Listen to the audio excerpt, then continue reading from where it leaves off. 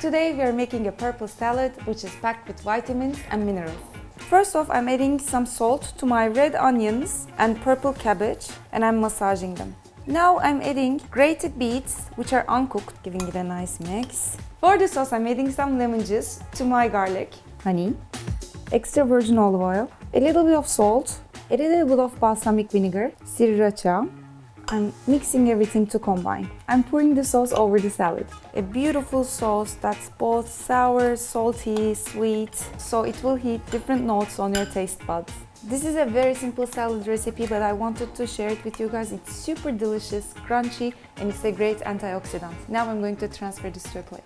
Some toasted sesame seeds, and some more nuts and seeds of your choice. Garnishing with some cilantro, a little bit of more olive oil, and we're good to go. See you guys soon. Bye bye.